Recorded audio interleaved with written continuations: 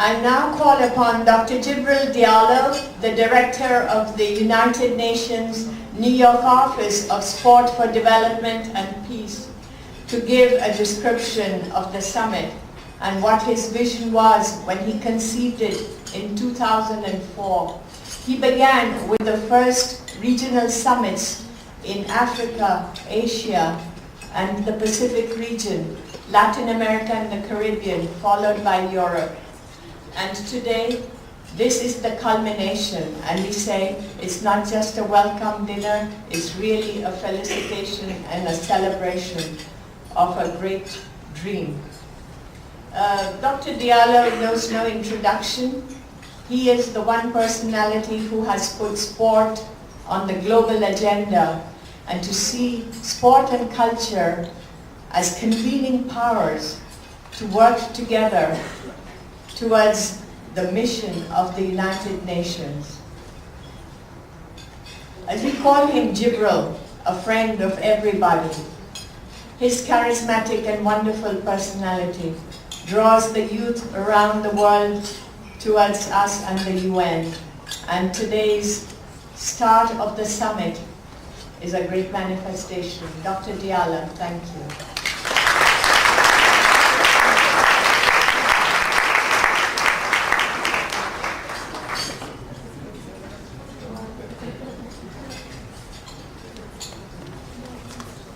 Thank you very much. The biggest present that we all could imagine was to sit at 5 o'clock this evening in conference room 4 in the basement of the United Nations and see youth after youth from Afghanistan all the way to Zimbabwe introduce themselves in their own languages, in their own cultures, in their own styles. This summit is the result of tremendous effort.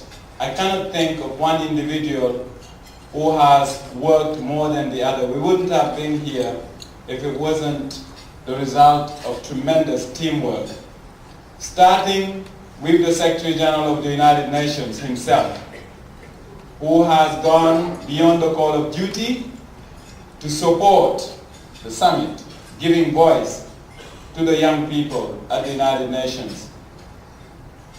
Going on to the President of the General Assembly, to our partners, Mr. Mittal, Mr. Matsumoto. The moment we met, they said, we want to do business with the United Nations. We feel that we can bring the United Nations to a higher level of public-private partnership. And they have been there. They have signed a commitment to stay with the United Nations until the year 2015. I want on your behalf to thank again Mr. Mittal and Mr. Matsumoto for that.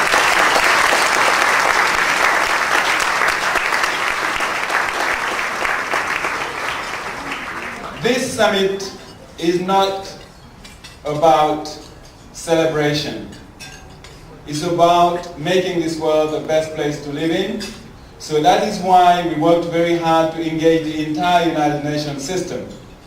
There is a network of all the focal points of youth in the United Nations called the Young Persons Network.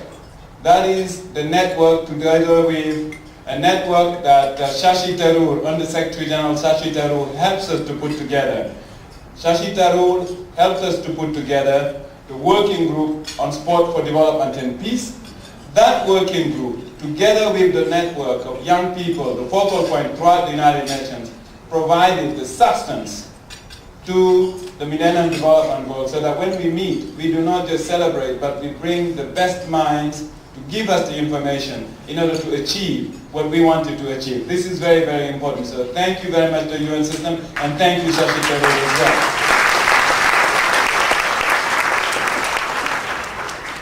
We also would like to thank our corporate partners who have come in have given themselves selflessly. Our sole partner in terms of technology is Sun Microsystems. There are 35,000 staff members of Sun Microsystems. The Chief Executive Officer of Sun wrote to all of them, asked them to accompany this effort in order to give mentoring programs and other partners as well. So I want to say again thank you to those partners, Sun Microsystems, World Culture Open. I want to thank again the Global Peace Initiative of Women, which has been with us from the inception of this exercise. Dina Miriam is here. Dina, where are you? Please stand up so that we can recognize you, Dina Miriam. Dina, thank you very much. And finally, this exercise, Mr. Mittal wants us to move to 2015 and beyond.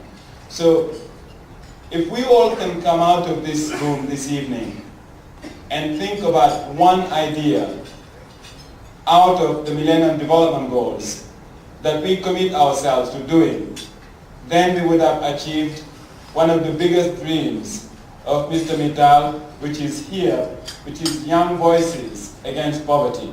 So we need to rededicate ourselves this evening to make sure that each one of us leaves this room with at least one idea that we will commit to achieving in order to amplify the voices against poverty. Thank you very much.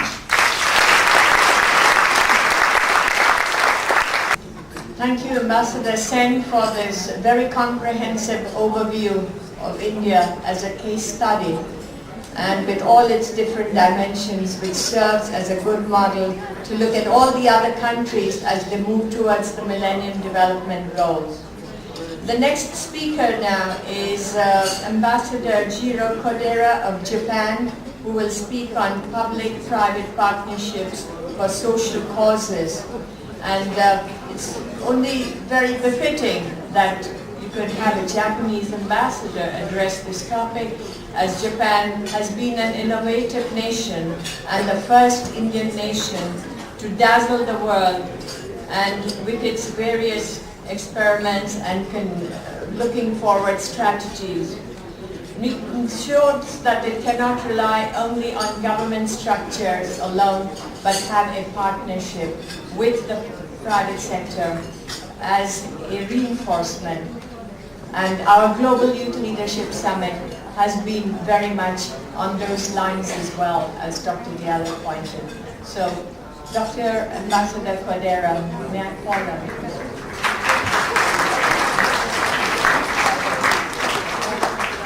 Thank you very much indeed for the kind introduction. Mr. Mittal, Muhammad Mittal, founder of the Gita Mohan Mittal Foundation and the Vishwa Bhatia Pravasi Leaders Forum. Excellencies, distinguished guests, ladies and gentlemen. It's a great honor for me to be able to say a few words of congratulations on this occasion, on the occasion of the first United Nations Global Youth Leadership Summit, which starts from tomorrow. First of all, I would like to pay tribute to United Nations Office of Support for Development and Peace for holding this Global Youth Summit, and also to the Vishwa Bhatia Pravasi Leaders Forum, the Gita Mohan Mittal Foundation, and the Peanutry Lei Kai International, whose support have made this summit a reality. Over the past 2 years, 5 regional youth leadership summits were held, and first ever Global Youth Summit is to be held as a culmination of these regional summit meetings. And I'm particularly happy to note that the second regional meeting was held in Hiroshima, Japan in September 2004. I am quite sure that this summit will provide you, the participant of the summit meeting, with invaluable opportunities first to meet and get to know your counterpart or your colleagues from all over the world, and second, to learn from each other and on issues that we are going to face for many years to come. And third, to be able to come to New York and to visit many places where you may not have many chances to go. And to go and meet the people and to know people and to get to know the different culture is always quite valuable for young people. And I'm quite sure that you are going to take full advantage of these opportunities. On my way to come here, I just wondered, was it possible for me to take part in this summit meeting? And the answer was obviously no. I'm too old for taking part in this summit meeting, and also I'm not so talented as you are. So this is a sort of the thing that I cannot fulfill. And here, what I want to say to you, the participant, is this. You are chosen, and you are recognized as future leaders. And as such, I hope that you are going to develop your talent to the full extent and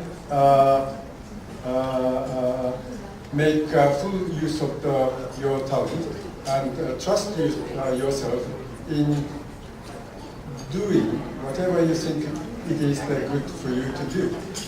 And make full use of your talent, not only for yourself, but also for others and for the world. And with this word, I would like to conclude my short remarks. And thank you very much.